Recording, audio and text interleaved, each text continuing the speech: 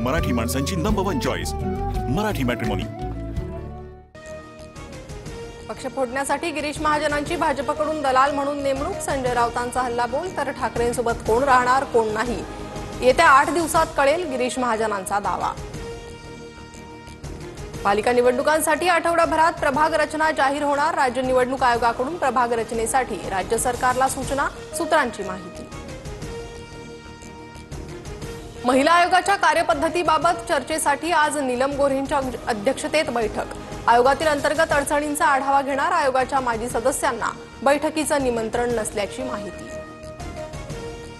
वैष्णवी हगवणेनं गळफास घेतलेल्या पंख्याचीही फॉरेन्सिक चाचणी होणार। पंखा किती वजन पेलू शकतो याची चाचणी केली जाणार। तर वैष्णवीचा सासरा पती दिराला आज कोर्टात हजर करणार। शशांक हगवणे आणि लता हगवणेला आणखी एका प्रकरणात अटक करणार। जेसीबीच्या विक्रीवेळी प्रशांत येळवंडेंची फसवणूक केल्याचा दोघांवर आरोप। म्हाळुंगे पोलीस स्टेशन अटकेची कारवाई करणार। नाशिकमध्ये ठाकरेंच्या शिवसेनेतील 2 नेते महायुतीच्या गळाला जाण्याची शक्यता। राऊतांचे निकटवर्तीय सुधाकर बडगुजरांनी घेतली फडणवीसांची भेट। तर ठाकरेंचे महानगर प्रमुख विलास शिंदेंच्या कन्येच्या लग्नाला एकनाथ शिंदेंची उपस्थिती। पैसा फेको तमाशा देखो असं आताचं राजकारण सुरू। स्वार्थासाठी दुसरीकडे जातात, वरून माझ्या विरोधात बोलतात। उद्धव ठाकरेंचा एकनाथ शिंदेंवर निशाणा। उपमुख्यमंत्री एकनाथ शिंदेंच्या पक्षातील मंत्र्यांची आज बैठक। राज्य मंत्रिमंडळाच्या बैठकीनंतर शिंदेंच्या शिवसेनेतील मंत्र्यांची वेगळी बैठक होणार।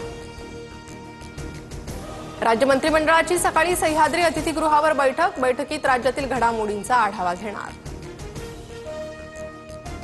सहकारी बँकांच्या आताताईपणामुळे हॉटेलचा ताबा सोडावा लागला। हॉटेल 7 वेळा लिलावात काढलं, पण किंमत जास्त असल्यानं हॉटेल कोणी विकत घेत नव्हतं। विट्स हॉटेलचे मूळ मालक आबासाहेब देशपांडे यांचं वक्तव्य। देशात आतापर्यंत 34 जणांचा कोरोनामुळे मृत्यू। मृतांमधील 8 रुग्ण महाराष्ट्रातले। राज्यात 24 तासात 59 नव्या रुग्णांची नोंद। सध्या सक्रिय असलेल्या रुग्णांचा आकडा 494 वर। पीएमपीएमएलच्या प्रवासी दरात वाढ। पहिल्याच दिवशी सरासरीपेक्षा 55 लाख रुपयांचं उत्पन्न। दिवसभरात सरासरी 1,42,15,231 रुपयांचा महसूल जमा। इचलकरंजीत भटक्या कुत्र्यांचा उच्छाद वाढल्यानं पालिका आयुक्तांकडून चायनीज गाड्या आणि बिर्याणीच्या गाड्यांवर बंदी। तर विक्रेत्यांकडून चिकन आणि बिर्याणी विक्री करण्यास कायदेशीर परवानगी देण्याची मागणी। असे हल्ले करू की सर्व काही राख होईल। युक्रेनच्या हल्ल्यानंतर व्लादिमीर पुतीन यांचा इशारा। रशिया आणि युक्रेनमधील संघर्ष तीव्र होण्याची चिन्ह। गुजरात सरकार कच्छमध्ये ऑपरेशन सिंदूरला समर्पित सिंदूर वन स्मारक बांधणार। प्रति हेक्टर 35 प्रजातींची 10,000 झाडं लावण्यात येणार। उत्तर सिक्कीमच्या चाटेन भागात लष्करी छावणीवर भूस्खलन। 3 जवानांचा मृत्यू तर 9 जवान अद्याप बेपत्ता। मुसळधार पावसामुळे लाचेन नदीच्या पाणी पातळीत वाढ। सोलापुरात मान्सूनपूर्व पावसामुळे 4,000 हेक्टर तर जालन्यात 1,879 हेक्टरवरील पिकांचं नुकसान। 33 घरांची पडझड तर 122 जनावरही दगावली।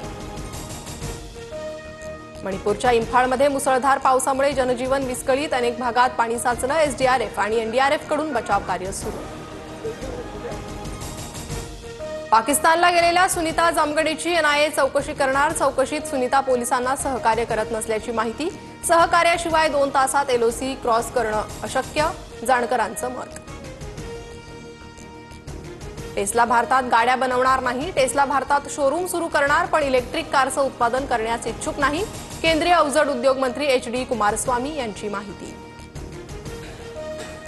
पाकच्या कराचीतील मलीर जेल तोडून 200 कैदी फरार। 20 कैद्यांना परत ताब्यात घेण्यात आल्याची माहिती। कैदी फरार झाल्यानंतर पाक पोलिसांकडून गोळीबार।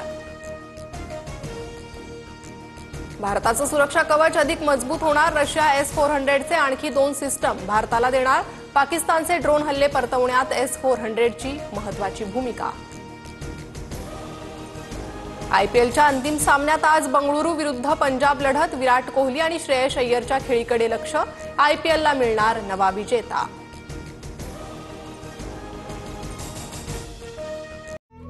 मराठी माणसांची नंबर 1 चॉईस मराठी मॅट्रिमोनी।